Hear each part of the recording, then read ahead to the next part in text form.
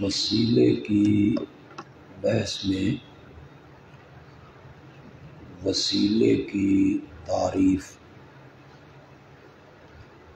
ہم نے بیان کی۔ وسیلے کے جائز اقسام ان کو ہم نے اجمالاً ذکر کیا۔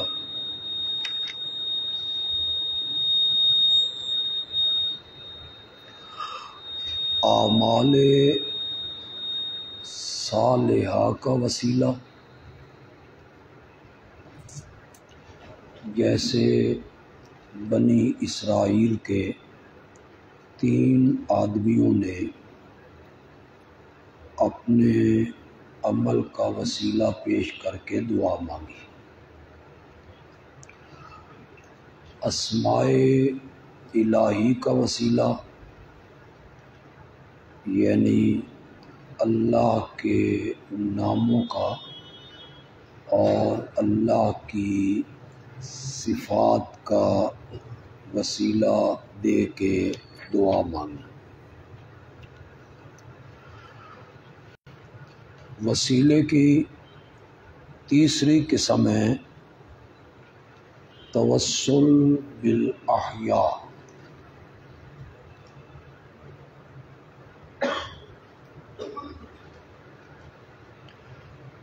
زندہ آدمی سے درخواست کرنا کہ آپ میرے لیے دعا کریں۔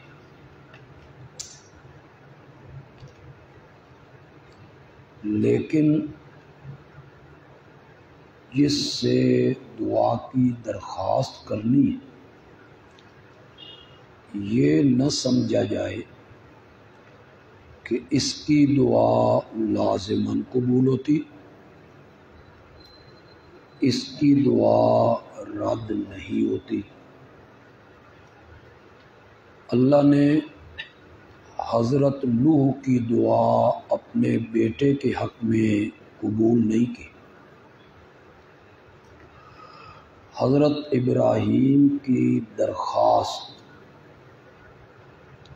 قوم لوط کے بارے میں اللہ نے اسے منظور نہیں کی۔ یہ نہ سمجھا جائے کہ جس سے دعا کی درخواست کر رہا ہوں اللہ اس کی دعا کو رد نہیں کرتا اور اس کی دعا لازماً قبول ہوتی۔ دوسری بات توسل بالاحیاء میں یہ ہے کہ یہ ضروری نہیں کہ کم مرتبے والا آدمی ہمیشہ بڑے مرتبے والے کو دعا کی درخواست کرے، بلکہ کبھی کبھی بڑے مرتبے والے کو بھی چاہیے کہ وہ کم مرتبے والے سے دعا کی درخواست کرے۔ یعنی مرید اپنے مرشد سے کہیں، شاگرد اپنے استاد سے کہیں، اور کبھی کبھی استاد اور مرشد اپنے شاگردوں اور اپنے مریدوں سے کہیں۔ اس کی بہت ساری مثالیں قرآن میں بھی۔ بیٹوں نے حضرت یعقوب سے درخواست کی کہ بابا آپ ہماری بخشش کے لیے دعا کریں۔ احادیث میں بھی اس کی متعدد مثالیں ہیں۔ حضرت ابو ہریرہ رضی اللہ تعالی عنہ نے اپنی ماں کی ہدایت کے لیے آپ سے درخواست کی کہ آپ دعا کریں اللہ میری والدہ کو ہدایت دے۔ آپ خطبہ دے رہے ہیں، ایک شخص سامنے کھڑا ہوا، اس نے درخواست کی بارش کی کہ بارش کے لیے آپ دعا کریں۔ آپ نے دعا کی، 7 دن لگاتار بارش برستی ہے۔ دوسرے جمعے پہ وہی شخص یا کوئی اور شخص، راوی کو شک ہے، کھڑا ہوا اور اس نے کہا یا رسول اللہ اب تو راستے بند ہو گئے ہیں، چوپایوں کے باندھنے کی جگہ نہیں رہی، آپ دعا کریں اللہ اس بارش کو بند کر دے۔ اس نے آپ سے درخواست کی کہ آپ بارش کے لیے کیا کریں، دعا کریں۔ یہ حدیث میں اس کا ثبوت موجود ہے۔ نبی اکرم صلی اللہ علیہ وسلم کی رشتے میں ایک خالہ ہیں، ان کے گھر آپ کبھی کبھی دوپہر کو آرام کرنے کے لیے تشریف لے جاتے۔ ایک دن آپ وہاں سو گئے، آپ اٹھے تو آپ مسکرا رہے تھے۔ انہوں نے مسکرانے کی وجہ پوچھی، آپ نے فرمایا میری امت کے کچھ لوگ مجھے دکھائے گئے جو سمندر کے پانی پہ تختوں پر اس طرح بیٹھے ہیں جس طرح بادشاہ تخت پہ بیٹھا کرتا ہے۔ آپ نے فرمایا اول جیش من امتی یغزون البحر قد اوجب، میری امت کا پہلا لشکر جو سمندری جنگ لڑے گا، ان سب لشکر والوں کے لیے رب نے جنت واجب کر دی۔ امام بخاری نے اس کو 6 جگہوں پہ نقل کی۔ چنانچہ حضرت سیدنا عثمان ذو النورین رضی اللہ تعالی عنہ کے دور خلافت میں یہ لشکر قبرص کی طرف گیا،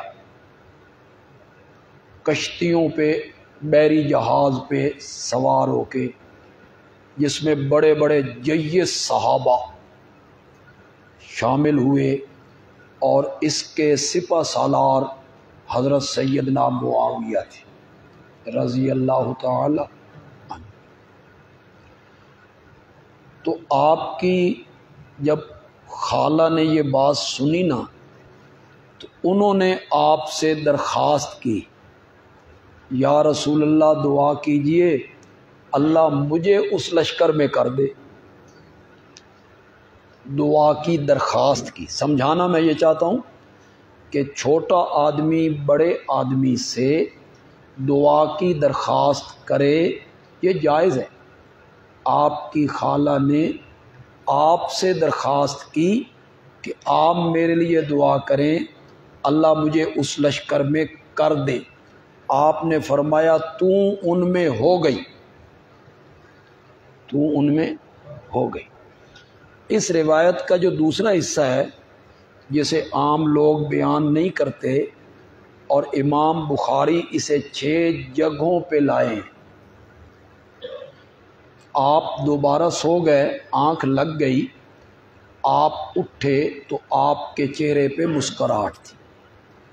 انہوں نے پھر پوچھا، آپ نے فرمایا مجھے ایک اور لشکر دکھایا گیا، اول جیش من امتی یغزون علی مدینۃ قیصر مغفور لہم، میری امت کا پہلا لشکر جو قسطنطنیہ پر حملہ کرے گا، فتح نہ،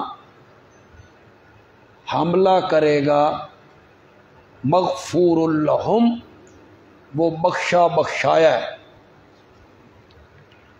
ان کے لیے مغفرت ہے۔ یہ لشکر حضرت معاویہ رضی اللہ تعالی عنہ کے دور خلافت میں روانہ ہوا۔ اس میں حضرت عبداللہ ابن عمر، عبداللہ ابن عباس، عبداللہ ابن زبیر، عبداللہ ابن جعفر، حضرت حسین، حضرت حسن، یہ سارے صحابہ کھچے چلے آ رہے ہیں کہ اس لشکر میں شامل ہونا ہے جس کو آقا نے مغفور لہم ہونے کی بشارت دی۔ اس لشکر کا سالار یزید بن معاویہ ہے، وہ سالار ہے اس لشکر کا۔ لوگ جتنی باتیں کرتے رہیں، ہاتھ پاؤں مارتے رہیں، تل ملاتے رہیں، کسی اور کو سالار بناتے رہیں، یزید تھا ہی نہیں کہتے رہیں، بخاری میں لکھا ہوا ہے۔ آپ کن کتابوں سے ثابت کرنے میں لگے ہوئے ہیں کہ یزید نہیں تھا جی، وہ تو فلاں صحابی تھا۔ حدیث کا راوی کہتا ہے قال محمود بن ربی،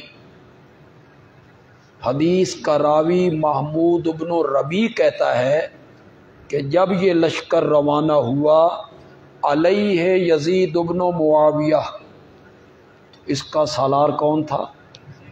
تو بخاری میں آپ تاریخ کی جھوٹی روایتیں بنا بنا کے پیش کرتے رہتے ہو۔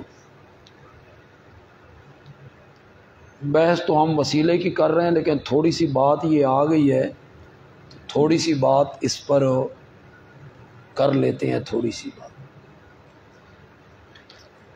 جن لوگوں نے یزید پہ تبرہ کرنا ہے اس کو زانی، شرابی، کبوتر باز، فاسق، فاجر، خبیث، پلید کہنا ہے، وہ سیدنا معاویہ کا دامن نہیں بچا سکتے۔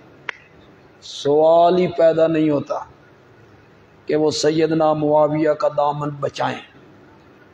اس کے بعد وہ حضرت سیدنا معاویہ کے متعلق بھی اچھا ذہن نہیں رکھے۔ ہمارے علماء دیوبند میں لوگ ہوئے، چکوال سے قاضی مظہر حسین ہوئے، واکینٹ سے لال شاہ بخاری ہوئے، ان کی آپ استخلاف یزید پڑھیں، ان کا آپ خارجی فتنہ پڑھیں چکوال والوں کا۔ لال شاہ صاحب نے استخلاف یزید میں لکھا معاویہ کی انادی غلطیاں، اجتہادی نہ، کون سی انادی، صحابی کے بارے میں۔ اور آج لال شاہ صاحب کے جو شاگرد ہیں ہماری ان باتوں سے تل ملا اٹھتے ہیں اور ہم پر وہ تنقید کرتے ہیں، ہمیں پھر وہ گالیاں نکالتے ہیں۔ وہ جی بزرگ ہیں، ہمارے استاد ہیں۔ میں نے کہا پہلے فیصلہ کرو بڑا بزرگ کون ہے، لال شاہ بخاری صاحب یا معاویہ؟ پہلے یہ فیصلہ کرو بڑا بزرگ کون ہے۔ لال شاہ بخاری صاحب جیسے لوگوں سے یہ ساری دھرتی بھر جائے نا، جہاں معاویہ پیشاب کرتا تھا نا اس کے برابر بھی نہیں۔ بزرگ بچانے ہیں نا تو پھر بڑے بزرگ بچاؤ، اگر بزرگ ہی بچانے ہیں نا تو پھر بڑے بزرگ بچاؤ۔ یہ ٹیڈی بزرگ ہیں نا، ان کو بچانے کی کوشش نہ کرو۔ بڑے بزرگ ہیں، وہ صحابی ہیں، انہوں نے 40 سال حکومت کی ہے، 19 سال گورنر اور 20 سال 54 صوبوں کا امیر المومنین، اور اس کے ہاتھ پر تقریباً 50,000 صحابہ نے بیعت کی ہے۔ معمولی آدمی ہے وہ کہ آپ یوں ہی ان کے خلاف انادی غلطیاں۔ معاویہ کی انادی غلطیاں، اور چکوال والوں نے لکھا والسابقون الاولون من المہاجرین والانصار والذین اتبعوہم بإحسان رضی اللہ عنہم ورضوا عنہ۔ صحابہ کے تین طبقے ہیں، ایک مہاجر، ایک انصار، تیسرا طبقہ ہے والذین اتبعوہم، جنہوں نے ان صحابہ کی پیروی کی۔ ان کے بارے میں یہ آیت ہے۔ آگے حضرت فرماتے ہیں معاویہ نہ مہاجرین میں ہیں نہ انصار میں ہیں، تیسرا طبقہ جو تھا والذین اتبعوہم، انہوں نے بجائے اتباع کرنے کے علی سے جنگ کی تو وہ تیسرے طبقے سے بھی نکل گئے۔ جی یہ ہیں جناب، ان کے ہاتھ میں اللہ نے گوٹیاں دی ہیں، بے لڈو کھیڈو، کس کو رکھنا ہے اور کس کو نہیں رکھنا، انہوں نے فیصلے کرنے ہیں۔ والذین اتبعوہم کے زمرے سے بھی معاویہ نکل گئے۔ جو بھی معاویہ کا نام لے تو حضرت کہتے تھے خارجی۔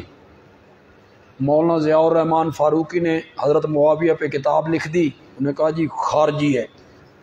میں نے واقعہ کربلا اس کا پنس منظر لکھا، میرے متعلق لکھا خارجی بھی ہے مماتی بھی ہے، کریلا ساتھ نیم چڑھا،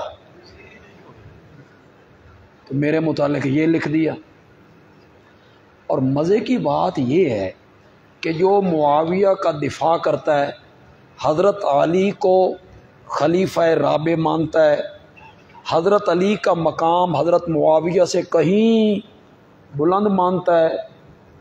کیوں بھائی؟ حضرت معاویہ رضی اللہ تعالیٰ عنہ حضرت سیدنا علی کے مقام کو پہنچ سکتے ہیں؟ سوال ہی پیدا نہیں ہوتا۔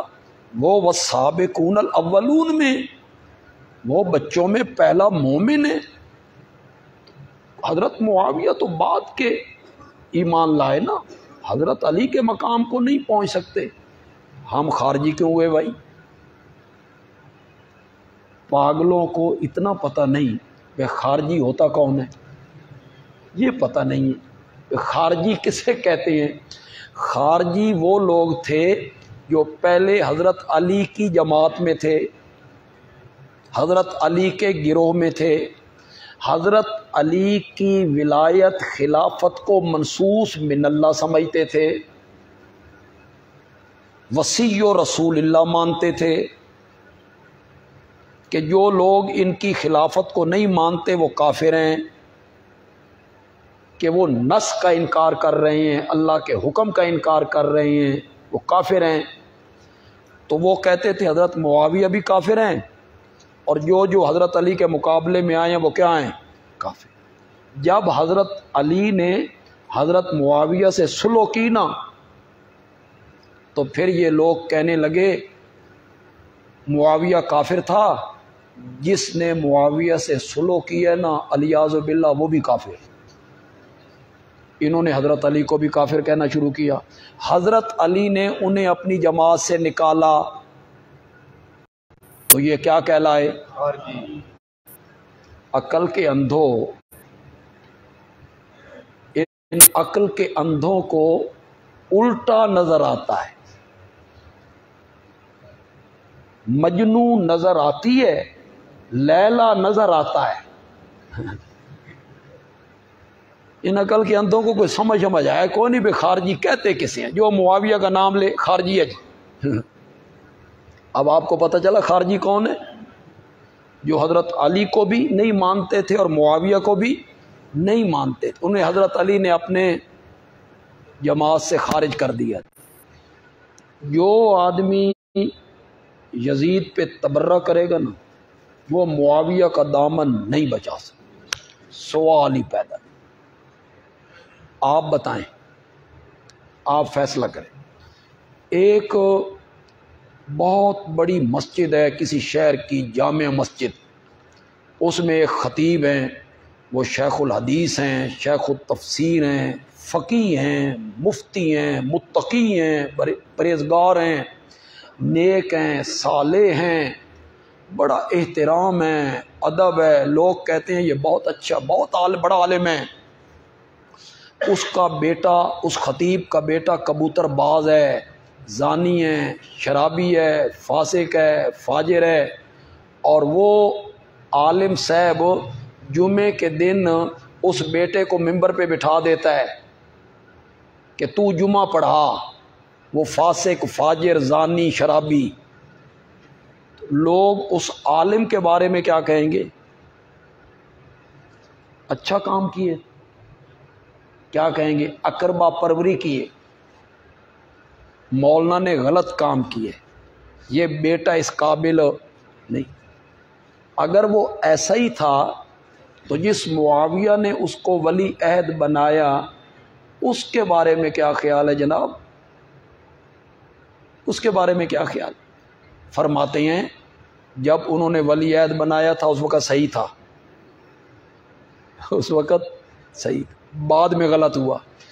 میں نے کہا حضرت معاویہ 22 رجب کو فوت ہوئے، 28 رجب کو خبر پہنچی مدینے کہ حضرت معاویہ کا انتقال ہو گیا، خبر پہنچی مدینے کے گورنر نے حضرت حسین کو طلب کیا اور بیعت کی درخواست کی گئی۔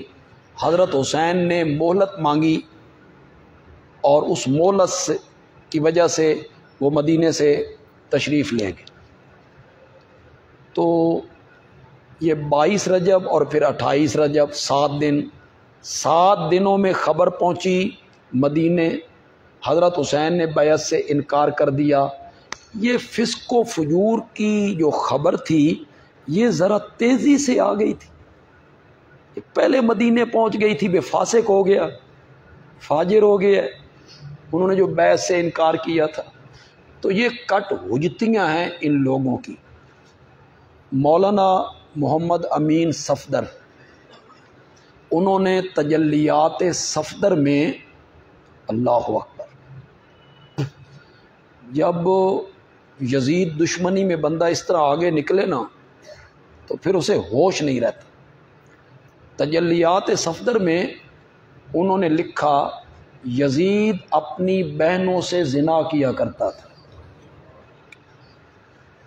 میں نے کہا اس کی بہنیں کون تھیں؟ کس کی بیٹیاں تھیں؟ شرم نہیں آئی لکھتے ہوئے؟ معاویہ کی بیٹیوں کے متعلق یہ لکھتے ہوئے حیا بھی نہیں آئی؟ یزید اپنی بہنوں سے زنا کیا کرتا۔ اگلی سنو، یزید کو معاویہ نے بلایا اور بلا کے کہا بیٹا دن کے وقت رقیب کی آنکھ کھلی ہوتی ہے، دن کے وقت رقیب کی آنکھ کھلی ہوتی ہے، یہ جو تم کام کرتے ہو نا زنا شنا کا اور شراب کا، یہ دن کے وقت نہ کیا کرو، رات کو کر لیا کرو۔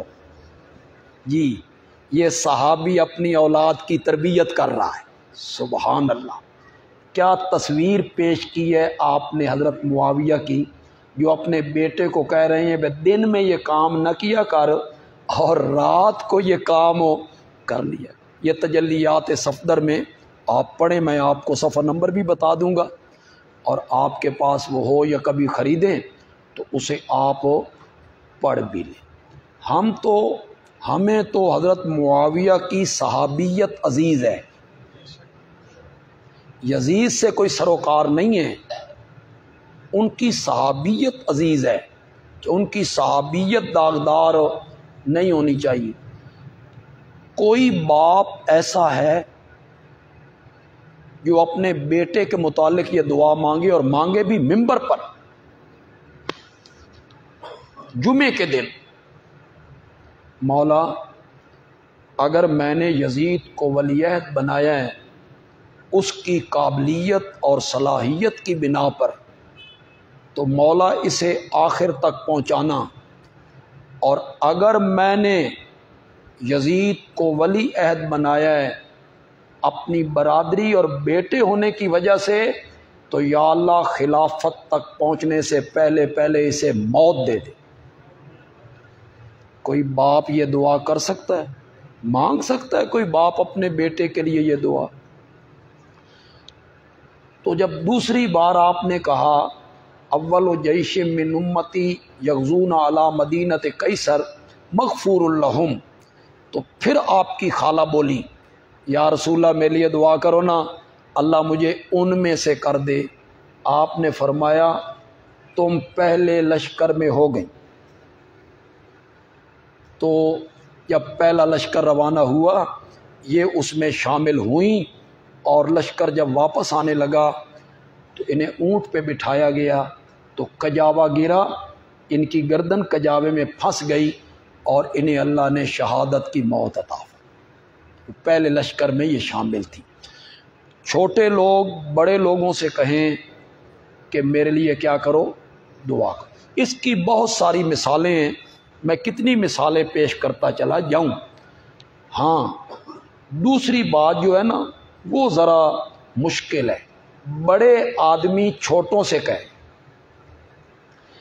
پیر مریدوں کو کہے، امام مقتدیوں کو کہے، استاد شاگردوں کو کہے کہ میرے لیے کیا کرو، دعا کرو۔ اس کی بھی شریعت میں مثالیں موجود ہیں۔ حضرت عمر رضی اللہ تعالیٰ عنہ عمرہ کرنے کے لیے جا رہے ہیں، نبی اکرم صلی اللہ علیہ وسلم کو ملنے آئے تو آپ نے فرمایا یا اخیّ، اے میرے چھوٹے بھائی یا میرے پیارے بھائی، لا تنسانی فی دعائک، وہاں جا کے اپنی دعاؤں میں مجھے نہ بھولنا۔ اب نبی اکرم نے کس سے کہا؟ حضرت عمر سے۔ بڑا آدمی چھوٹے آدمی کو کہہ رہا ہے کہ اپنی دعاؤں میں مجھے یاد رکھنا اور مجھے اپنی دعاؤں میں بھولنا نہیں۔ یہ جو کل میں نے ذکر کیا آذان کے بعد جو ہم دعا مانگتے ہیں، یہ نبی اکرم صلی اللہ علیہ وسلم نے ہمارے ذمے لگایا۔ امام الانبیاء ہمیں کہہ رہے ہیں، ہمیں، کہ تم میرے لیے کیا کیا کرو، یہ دعا میرے لیے مانگا کرو، اللہم رب ھذہ الدعوۃ التامہ والصلاۃ القائمہ۔ تو چھوٹے بندے بڑے بندوں کے لیے، بڑے لوگوں کے لیے دعا کر رہے ہیں۔ یہ درود خود کیا ہے جی؟ درود دعا ہے نا، اللہم صلی علی محمد، اے اللہ رحمت بھیج محمد پر صلی اللہ علیہ وسلم۔ تو یہ درود آپ پڑھ رہے ہیں، میں پڑھ رہا ہوں، تو یہ چھوٹے لوگ امام الانبیاء کے لیے کیا کر رہے ہیں؟ دعائیں کر رہے ہیں۔ زندہ آدمی سے دعا کروانا، اس کے لیے ہم ایک آیت دیکھیں گے اور اسی پر تھوڑی سی گفتگو بھی کریں گے جی۔ صفحہ نمبر ہے جی 81۔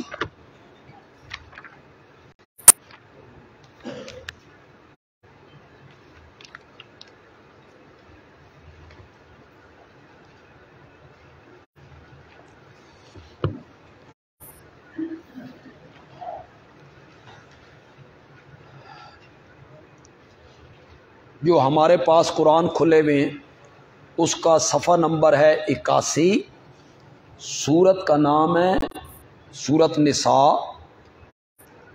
اور آیت نمبر ہے 64،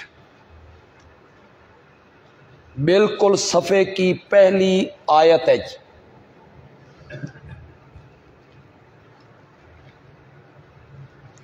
اس کا تھوڑا سا بیک گراؤنڈ پڑھیں گے تو آپ تفصیل کے ساتھ انشاءاللہ جب یہ مقام آئے گا تو آپ تفصیل سے پڑھ لیں گے۔ یہودی اور منافق کے درمیان جھگڑا ہوا، فیصلہ نبی اکرم صلی اللہ علیہ وسلم کے پاس آیا، یہودی سچا تھا، اس معاملے میں آپ نے یہودی کے حق میں فیصلہ کر دی۔ باہر نکل کے وہ کلمہ گو کہنے لگا چلو حضرت عمر سے بھی توثیق کروا لیتے ہیں۔ اس کے ذہن میں تھا کہ حضرت عمر ذرا جلالی طبیعت کے ہیں، میری دھڑ کر سن، یہ یہودی ہے، میں کلمہ گو گئے۔ یہودی نے حضرت عمر سے کہا جی آپ فیصلہ ضرور کریں لیکن آپ کے نبی نے میرے حق میں فیصلہ کر دی ہے۔ حضرت عمر نے فرمایا ٹھہر پھر میں فیصلہ کرتا ہوں۔ تلوار لے کے آئے، منافق کی گردن قلم کی، فرمایا ہا قضا اقضی، جو میرے نبی کے فیصلے پہ راضی نہیں نا اس کا فیصلہ پھر عمر کی تلوار کرے، اس کی گردن قلم کرے۔ منافقین نے رات کو مشورے کیے کہ FIR درج کروانی حضرت عمر کے خلاف۔ انہوں نے ایک مومن بندے کو قتل کیا ہے بغیر کسی وجہ کے، اور قسمیں اٹھا لینا کہ فیصلہ کروانے نہیں گیا تھا، وہ تو گیا تھا صلح و صفائی کے لیے کہ ہمارے درمیان اس پر قسمیں اٹھا لی جائیں اور حضرت عمر سے قصاص طلب کیا جائے۔ یہ بیک گراؤنڈ ہے۔ اللہ تعالیٰ کہتے ہیں بجائے اس کے کہ وہ رات کو چھپ چھپ کے مشورے کرتے، جھوٹے مشورے، جھوٹی قسمیں اٹھانے کے مشورے، اس کی بجائے وَلَوْ أَنَّهُمْ إِذْ ظَلَمُوا أَنفُسَهُمْ، اور اگر وہ جب انہوں نے اپنے اوپر ظلم کر لیا تھا، زیادتی کی تھی انہوں نے کہ میرے نبی کے فیصلے کے بعد پھر وہ حضرت عمر کے پاس گئے، اس کے بجائے اور جھوٹی قسمیں اٹھانے اور غلط مشورے کرنے کی بجائے جاؤ کا وہ آپ کے پاس آ جاتے، فاستغفر اللہ، اور اللہ سے بخشش طلب کرتے، واستغفر لہم الرسول، اور اللہ کا رسول بھی ان کے لیے بخشش مانگتا، لَوَجَدُ اللَّهَ تَوَّابًا رَحِيمًا، تو وہ پاتے اللہ کو توبہ قبول کرنے والا، رحم کرنے والا۔ یعنی وہ آپ کی خدمت میں آتے، خود بھی بخشش مانگتے اور آپ سے بھی درخواست کرتے کہ یا رسول اللہ آپ بھی ہماری بخشش کی کیا مانگیں۔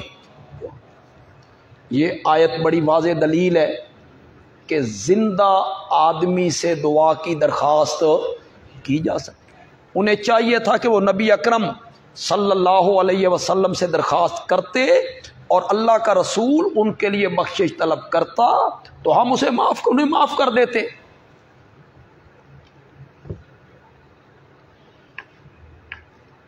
جو لوگ استشفاء کے قائل ہیں، یعنی نبی پاک سے طلب شفاعت، کہ قبر منور پہ جا کے کہنا کہ یا رسول اللہ آپ میرے حق میں شفاعت کریں، وہ اسے بطور دلیل پیش کرتے کہ قبر منور پہ جا کے یہ درخواست کرنا کہ آپ ہمارے حق میں دعا کریں، یہ قرآن کی آیت سے ثابت ہے، وَلَوْ أَنَّهُمْ إِذْ ظَلَمُوا أَنفُسَهُمْ جَاءُوكَ، اسے بطور دلیل پیش کرتے ہیں، کہتے ہیں یہ حکم عام ہے، قرآن ہے، قرآن تو قیامت تک کے لیے، تو یہ حکم عام ہے۔ اب بھی یہ حکم ہے کہ لوگ جائیں اور قبر منور پہ جا کے درخواست کریں کہ یا رسول اللہ آپ ہمارے حق میں کیا کریں، دعا کی درخواست کی جائے۔ یہاں سرگودا میں ایک مفتی صاحب، وہ حج کورس پڑھاتے،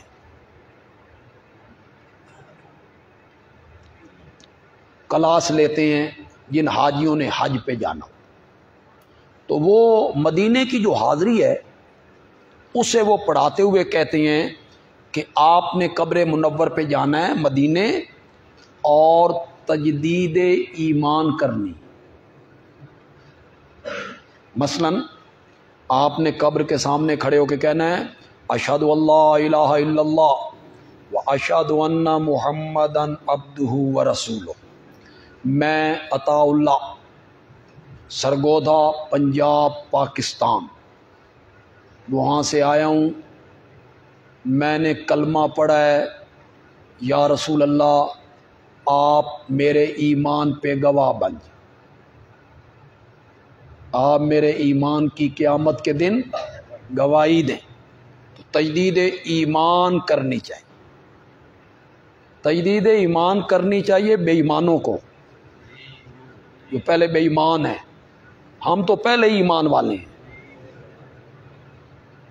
یہ حاجی صاحب جو بیت اللہ کا حج کر کے آئے ہیں، اکثر لوگ پہلے بیت اللہ جاتے ہیں پھر مدینے ہوتے ہیں۔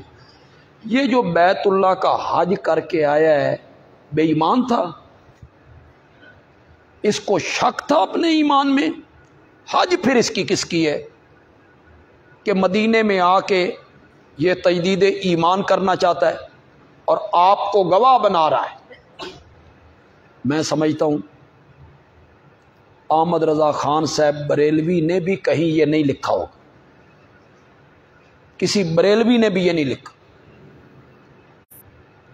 یہ صرف انہی کا مسئلہ تجدید ایمان کی جائے۔ دلیل وَلَوْ أَنَّهُمْ ظَلَمُوا أَنفُسَهُمْ جاؤ، یہ دلیل ہے، یہ عام ہے، اب بھی ہے، درخواست کی جائے، دعا کی جائے۔ اگلے دن ایک فیس بک پہ شاید آپ نے بھی سنی، طالب علم تو زیادہ سنتے، ہمیں تو زیادہ وقت نہیں ہوتا۔ ایک مولوی صاحب ہیں، وزن تقریباً 4 من ہے، تقریباً امت کے درد میں نا بیچارے بڑے کمزور سے ہو گئے ہیں، اور تقریر کرتے ہوئے نا آنسو ان کے رکتے نہیں۔ یہ اپنے رومال پہ کیمیکل لگاتے جی، جس طرح فنکار نہیں لگاتے، فلموں والے وہ ہاتھ یوں کرتے ہیں تو پھر آنسو گرنے لگتے، یہ بھی فنکار ہے، ان کے رومال پہ وہ کیمیکل لگا ہوتا، رومال اس طرح کیا آنسو، لوگ کہتے ہیں بڑا رو رہا ہے جی، اس کو بڑا اللہ کا خوف ہے جی، بڑا درد ہے جی۔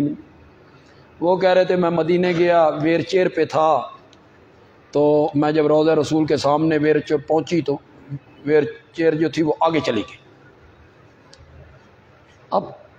اب دیکھیں بندے کی دیدہ دلیری دیکھیں اور بندے کی ہٹ دھرمی دیکھیں کہ کن کے بارے میں کیا جملہ کہہ رہا ہے۔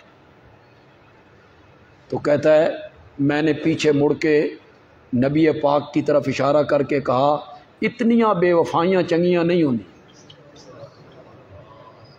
واہ کیا بات ہے جی تمہاری، کہ اللہ کے نبی کے بارے، امام الانبیاء کے بارے اتنیاں بے وفائیاں چنگیاں نہیں ہوندیاں، تو پھر خود بخود میری ویل چیئر جو ہے وہ پیچھے آ گئی۔ تیری ویل چیئر نو تو 7 بندے کھچیں تے کھچی نہ جاوے، خود بخود پیچھے آ گئی میری۔ جو جھوٹ ہے زمانے کا، خدا کی قسم انہیں شرم نہیں آتی؟ بھئی یار خوف خدا کرو، اللہ سے ڈرو، مرنا نہیں ہے تم نے۔ یہاں ہمارے سرگودے میں ایک مولوی صاحب ہیں، وہ عمرے کا گروپ لے کے جاتے، یعنی 25-30 بندے لے کے جاتے۔ مجھے کسی نے بتایا کہ دروازے سے، بیت اللہ کے دروازے سے اندر داخل ہوئے نا، گروپ کے بندے ساتھ ہیں، تو جو ہی فضا میں السلام علیکم، ٹھیک ہے خیر، آگے بندہ کوئی نہیں، اور وہ جو لوگ ہیں نا 20-25، وہ ہکے بکے، تم جاؤ میں آ رہا ہوں، تم جاؤ، ہاں اور ٹھیک ہے آپ ٹھیک۔ وہ پھر جب پہنچے اندر مطاف میں تو کہنے لگے خواجہ خضر تھے۔ جھوٹ بولنا اور بیت اللہ میں بولنا، شرم نہیں آتی اپنا تقدس قائم کرنے کی، لوگوں کی نگاہوں میں تقدس ہو، نبی پاک پہ جھوٹ۔ مجھے ایک مولوی صاحب بتانے لگے انہی مولانا کے بارے میں کہ وہ عصر کی نماز پڑھا کے بیٹھے تو کچھ شہری لوگ آ گئے، ان میں کچھ مالدار لوگ تھے آرتی قسم کے، تو مولانا گفتگو کرتے کرتے ایک بندے کو نا بڑے غور سے دیکھنے لگ گئے، یوں اس بندے کی بھی نظریں 4 ہوئیں تو مولانا نے ادھر کر لی، پھر اسے دیکھنے لگ گئے غور سے، تو اس بندے نے کہا آپ مجھے غور سے دیکھ رہے ہیں. بعد میں وہ بندہ ملا, مجھے آپ نے بڑے غور سے آج دیکھا ہے, خیر تو ہے. کہنے لگے رات خواب میں نے آپ کو نبی پاک کی محفل میں دیکھا. جھوٹ اور جھوٹ نبی پاک. اور وہ جو مالدار آدمی ہے وہ کہتا ہے سبحان اللہ, میں اور نبی پاک کی محفل, پاسپورٹ دیو جی. پھر تسی تے میں عمرے تے چلی. انہاں ویکھیا بھی اس عمرے واسطے ہی سی. انہوں نے تجھے محفل میں دیکھا تھا نا, وہ کرنا ہی عمرہ چاہتے تھے. جھوٹ کرتے رہے. انہی مولوی صاحب کے متعلق ہے کہ وہ 7-8 مولویوں کا ٹولہ تھا, اب تو بوڑھے ہو گئے. 7-8 مولویوں کا وہ ٹولہ تھا اور یہ تعویذ کا کام کرتے تھے. 3 جادوے, 3 چڑیلے, اور سارے گھر کو لپیٹا ہوا ہے اس نے. وہ بندہ بیچارہ آ گیا, اس کو کہا اتنا سخت جادو ہے تجھ پر, تو نے 12 کلو بکرے کا گوشت لانا ہے. وہ لے آیا, مولانا گوشت لے کے اندر چلے گئے. 15 منٹ کے بعد آئے, فرمایا میں نے سارا وظیفہ کر دیا, پڑھ لیا.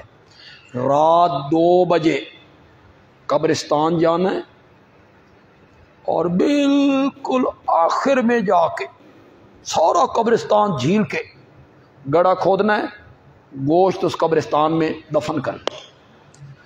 بندے دی ٹٹی اتھے ہی خشک ہو گئی. قبرستان اور پھر سارا جھیل کے جانا, اتھے ٹویا مارنا. ویسے بھی ہوتا ہے بھئی قبرستان میں جن ہوتے ہیں اور گوشت پہ ذرا جن. اس کی چہرے پہ ہوائیاں اڑنے لگیں تو مولانا نے کہا ڈر گئے ہو, خوف کھا رہے ہو؟ کوئی بات نہیں, میں اپنے شاگرد کو کہوں گا, وہ جاتا رہتا ہے, تیری جگہ پہ وہ دفن کر آئے گا. اس شکر کی بے شکر ہے میری جان چھٹی. پھر وہ قبرستان میں دفن تو ہوا لیکن اس قبرستان میں نہیں, اس قبرستان. وہ 7-8 بندوں کا ٹولہ پھر بھون بھون کے اسے کھاتا ہے. ان کثیرا من الاحبار والرہبان لیأکلون اموال الناس بالباطل ویصدون عن سبیل اللہ. لوگوں کے مال حرام طریقے سے کھاتے ہیں اور پھر انہیں اللہ کے رستے پر چلنے بھی نہیں. کہتے درس قرآن میں نہیں جانا, دورہ تفسیر میں نہیں جانا, ان کی تقریریں نہیں سن.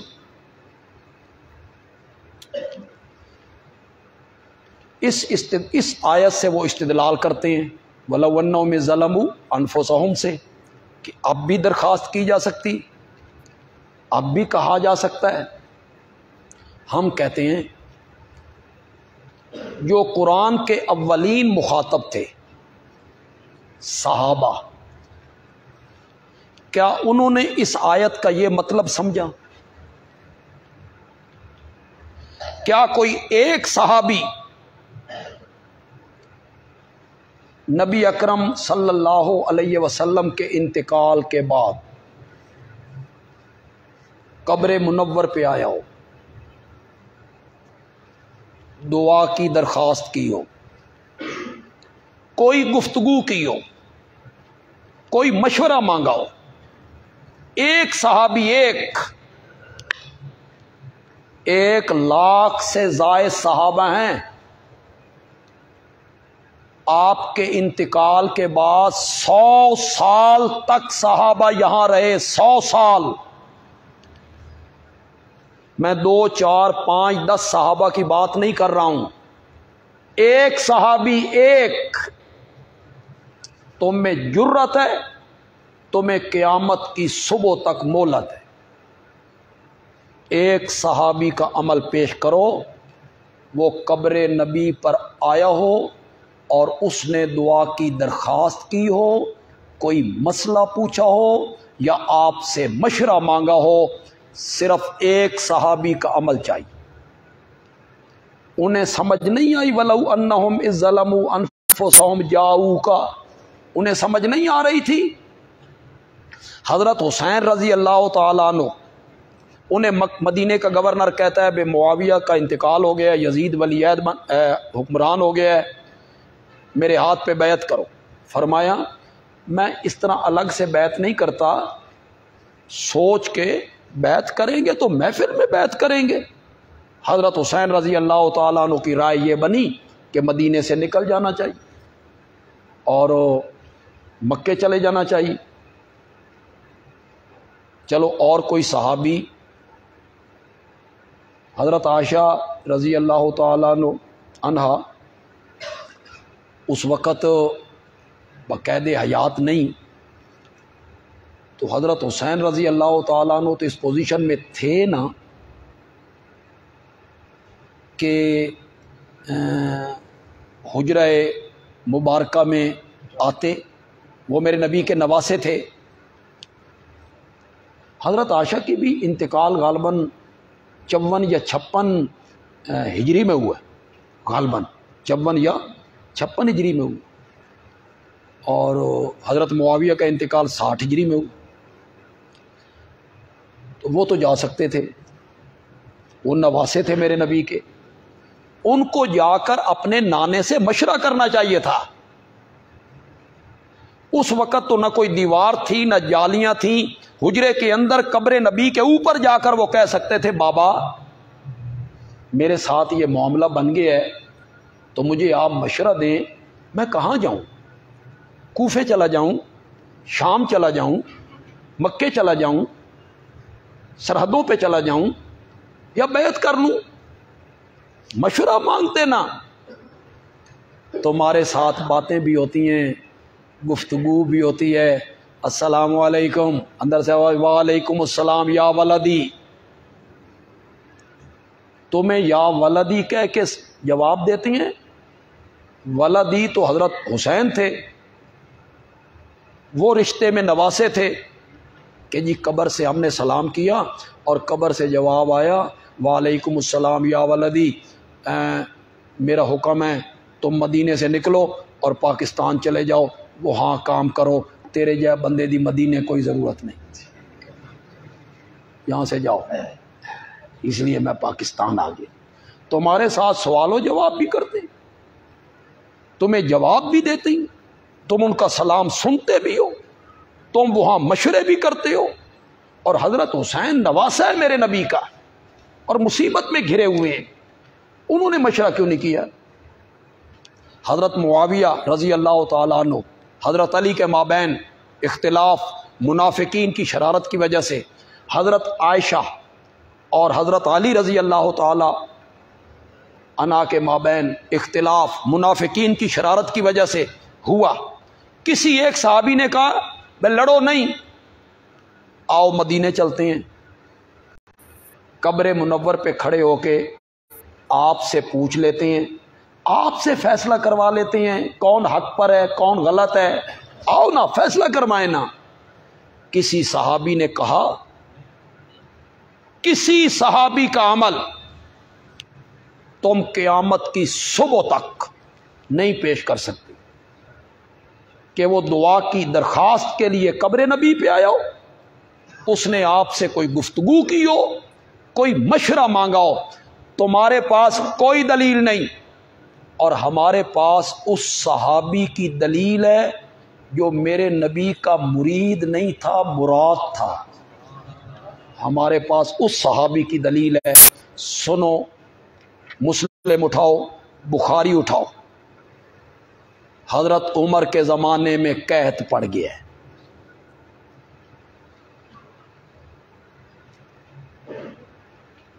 بارش کی دعا مانگنی تھی، انہوں نے حضرت عباس کو آگے کیا جو میرے نبی کے چچا تھے، انہیں آگے کیا، انہوں نے جو دعا مانگی وہ دعا کیا تھی؟ وَقَدْ تَوَجَّهَ الْقَوْمُ بِي إِلَيْكَ، یہ لوگ میرے ذریعے تیرے تک متوجہ ہو رہے ہیں، لِمَكَانِي مِن نَبِيِّكَ، اس مرتبے کی وجہ سے جو مجھے تیرے نبی سے ہے، میں ان کا چچا ہوں۔ وَهَٰذِهِ أَيْدِينَا إِلَيْكَ بِالذُّنُوبِ، اور مولا یہ ہمارے ہاتھ گناہوں والے تیری طرف اٹھے ہوئے ہیں۔ وَنَوَاسِينَا إِلَيْكَ بِالتَّوْبَةِ، اور ہماری پیشانیاں توبہ کرتے ہوئے تیرے سامنے جھکی ہوئی ہیں۔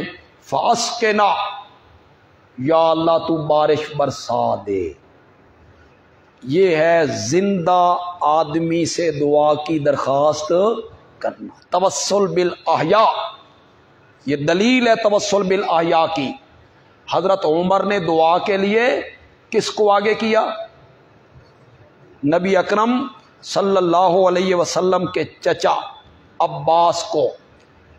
اگر آپ کے انتقال کے بعد آپ کی قبر منور پر جا کر دعا کی درخواست کرنا جائز ہوتا تو حضرت عمر افضل کو چھوڑ کر مفضول سے کبھی دعا نہ مانگا۔ نبی پاک کو چھوڑ کے انہوں نے حضرت عباس سے دعا منگوانی تھی؟ رول مانی نے یہی لکھا جی، رول مانی نے لکھا کہ اگر آپ سے دعا کروائی جا سکتی ہوتی تو صحابہ آپ کو چھوڑ کر حضرت عباس کی طرف کبھی متوجہ نہ ہوتے۔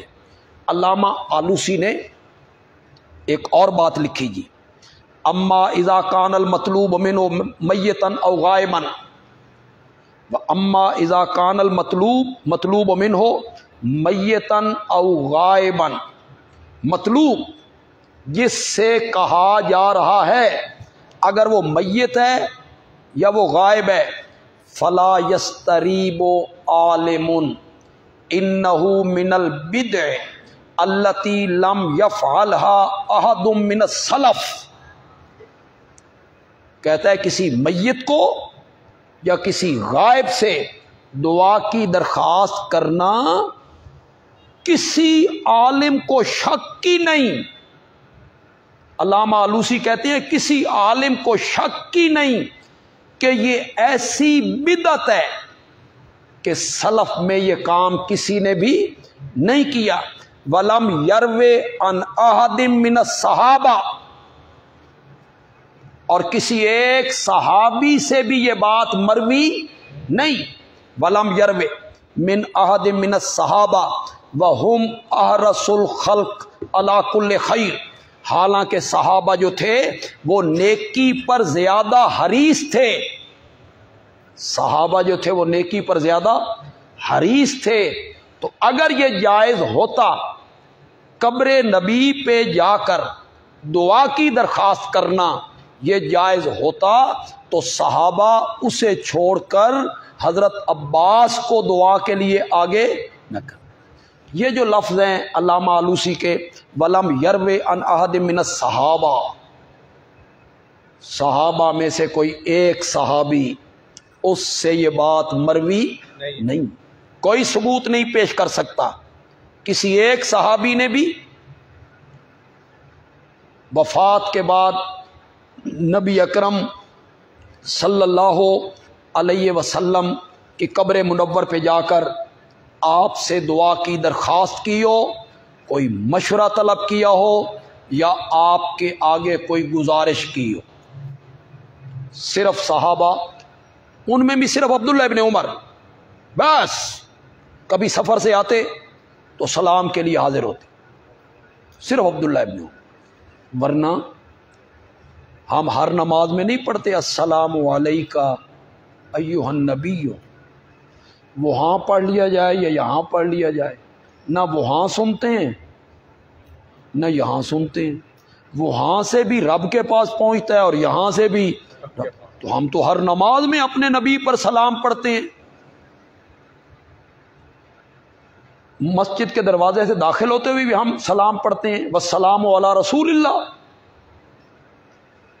وہ سعودی عرب میں ایک عالم عصر کے بعد درس دیتے تھے، وہ بار بار یہی کہتے تھے، ہر نماز کے بعد وہاں پہنچے ہوئے ہوتے ہو، ہر نماز کے بعد وہاں دھکم پیل کرتے ہو، بھیڑ مچاتے ہو، جب مسجد کے دروازے سے داخل ہوتے ہو اس وقت نبی پاک پہ سلام نہیں پڑھتے ہو؟ تو وہ جو سلام تم نے داخلے کے وقت پڑھا ہے وہ نبی پاک کو پہنچ گیا نبی پاک۔ تو اب آپ کو سمجھ آ گئی کہ وَلَوْ أَنَّهُمْ إِذْ ظَلَمُوا أَنفُسَهُمْ جَاءُوكَ۔ بس ایک بات کا میں جواب دے لوں کہ قرآن کے احکام تو عام ہیں، وَلَوْ أَنَّهُمْ إِذْ ظَلَمُوا أَنفُسَهُمْ جَاءُوكَ یہ اب بھی ہے، اب بھی یہ حکم ہے، تو اب بھی وہاں جائیں اور درخواست کریں۔ میں نے کہا نہیں، کچھ احکام صرف زندگی تک ہیں، قرآن میں صرف زندگی تک ہیں۔ اس سے جو اگلی آیت ہے فَلَا وَرَبِّكَ لَا يُؤْمِنُونَ حَتَّى يُحَكِّمُوكَ فِي مَا شَجَرَ بَيْنَهُمْ، تیرے رب کی قسم ہے یہ اس وقت تک مومن نہیں ہو سکتے یہاں تک کہ اپنے اختلافات کے بارے میں تجھے حاکم نہ بنائیں، تجھ سے فیصلے کروائیں۔ یہ آج موجود ہے کہ ہمارے درمیان اختلاف ہو تو فیصلے کے لیے قبر نبی پہ چلے جائیں، تو پھر یہ آیت کہاں جائے گی؟ میں ایک اور آیت آپ کو دکھانا چاہوں گا جی،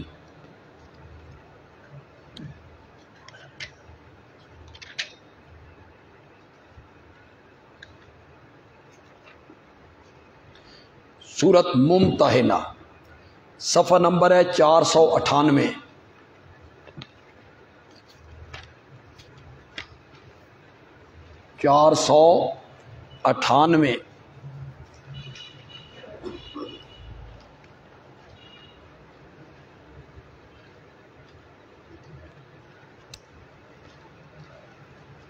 جو ہمارے پاس قرآن ہے صفحہ 498، سورت کا نام ممتحنہ اور آیت نمبر ہے جی 12۔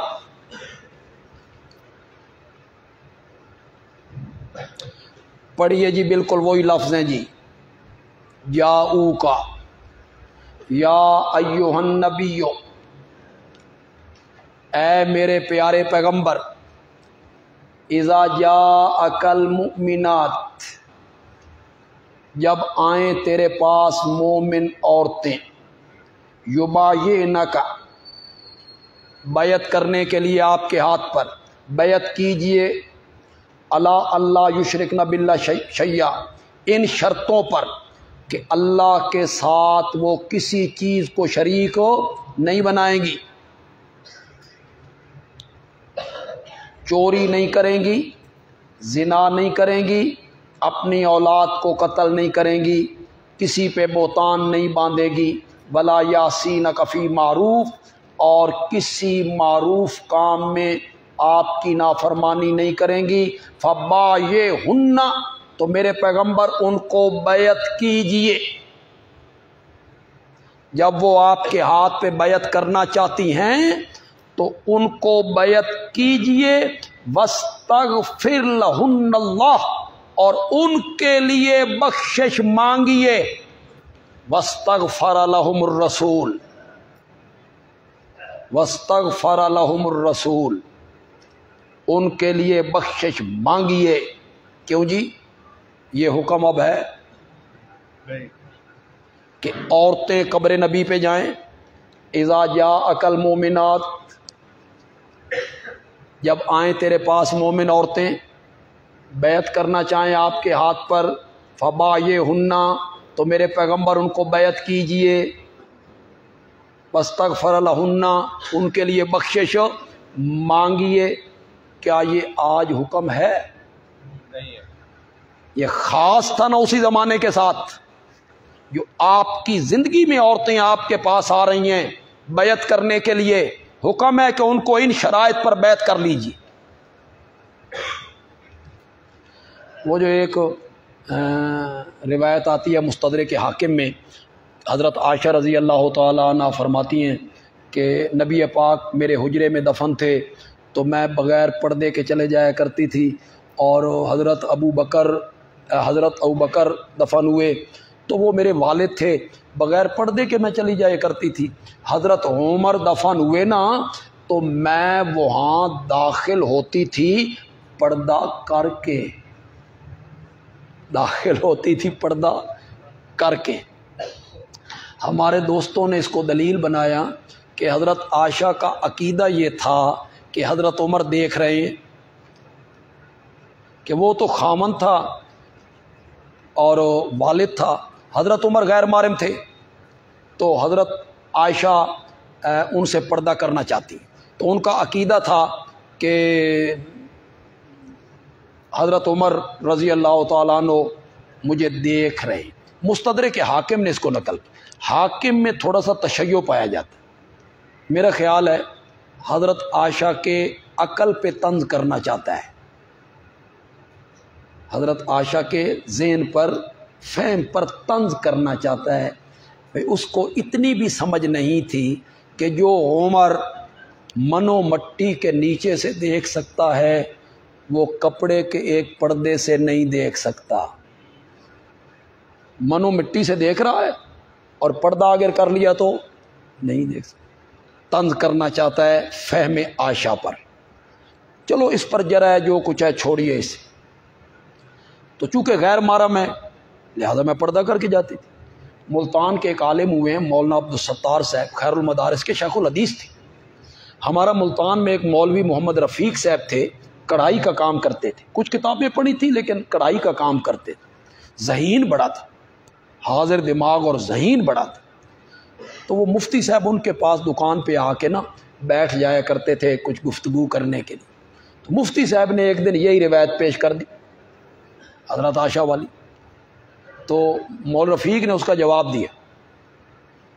مولانا رفیق صاحب نے کہا جی حضرت عائشہ کے لیے تو صرف ایک غیر محرم تھا، حضرت عمر، ہماری ماؤں بہنوں کے لیے تو تینوں غیر محرم ہیں، نبی پاک بھی، ابو بکر بھی، عمر بھی، لہٰذا آپ برائے مہربانی فتویٰ جاری کریں کہ جو عورت روضہ رسول پہ جائے وہ پردہ کر کے جائے۔ تو وہ کہتے ہیں لا حول ولا قوت الا باللہ۔ 3-4 دن پھر میری دکان پہ نہیں آئے، پھر میں ان کو منا کے پھر دوبارہ لے آیا۔ تو کچھ آیتیں ایسی ہیں جس طرح میں نے سورۃ ممتحنہ کی آیت پیش کی، اس کا حکم نبی اکرم صلی اللہ علیہ وسلم کی زندگی تک تھا، اور وہ جو آیت ہے وَلَوْ أَنَّهُمْ إِذْ ظَلَمُوا اس کا تعلق بھی نبی پاک کی زندگی تک ہے۔ اتنی پرچیاں کیوں لکھ چھڑیاں جی یار؟ حضرت انس سے روایت ہے کہ تمام انبیاء اپنی قبروں میں زندہ ہیں، قبروں کا لفظ کوئی نہیں ہے، ان کو روزی دی جاتی ہے، یہ قبر والا لفظ یوں ہی بڑھا دیا گیا ہے۔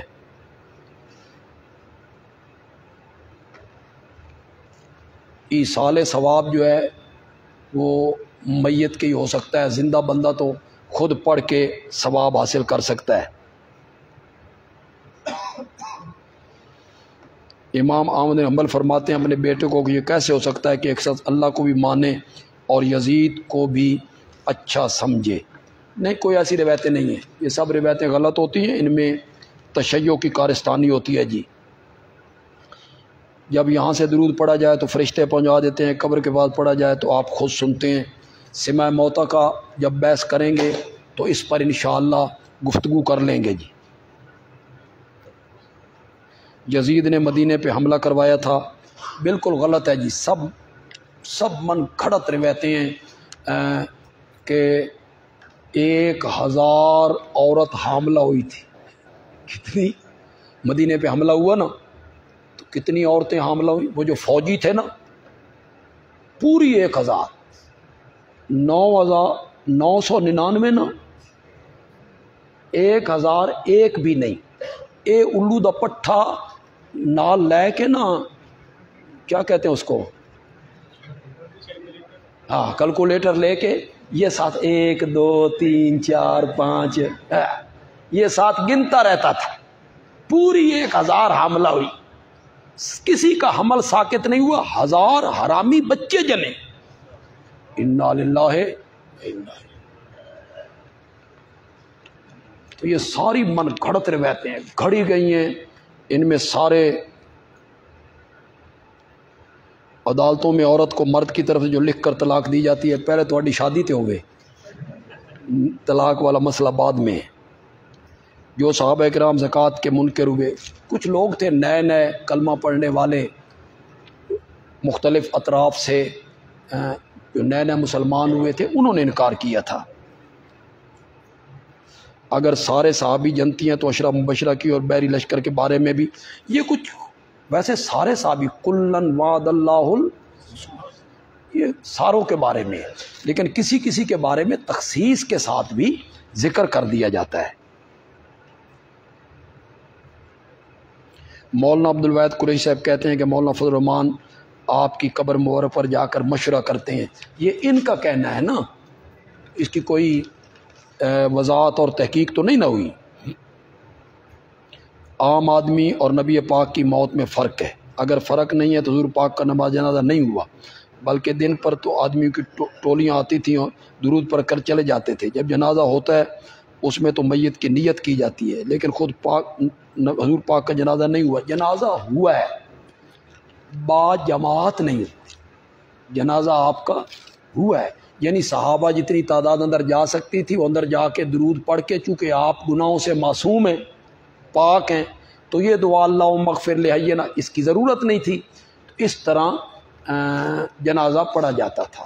تو آپ کی موت اور دوسرے لوگوں کی موت، مولانا اشرف علی تھانوی رحمۃ اللہ علیہ نے امداد الاحکام میں لکھا ہے، مساوی ہے، برابر ہے۔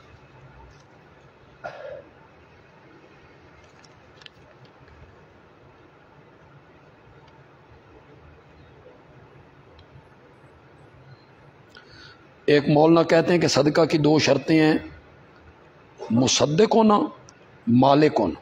حضور نے فرمایا کہ نبی جو مال چھوڑ کر فوت ہوتا ہے وہ صدقہ ہوتا ہے، تو وہ کہتے ہیں کہ نبی زندہ ہیں، اس وجہ سے وہ اپنے صدقہ کے مصدق بھی ہیں اور مالک بھی ہیں۔ یہ سب صغرے کبرے ہیں، ٹھکوسلے ہیں، یہ حیات کی دلیل نہیں بنتی۔ کوئی مستند دلیل ہے، حدیث مشہورہ کسی کے پاس، تو وہ پیش کریں۔ خبر واحد سے میں آپ کو پڑھاؤں گا انشاءاللہ سے میں موتا کی بحث میں، مولانا سرفراز خان صاحب صفدر نے لکھا کئی کتابوں میں، خبر واحد سونے کی طرح کھری ہو اس سے بھی عقائد کی گاڑی نہیں چلتی، عقائد کی گاڑی خبر واحد سونے کی طرح کھری ہو اس سے بھی نہیں چلتی۔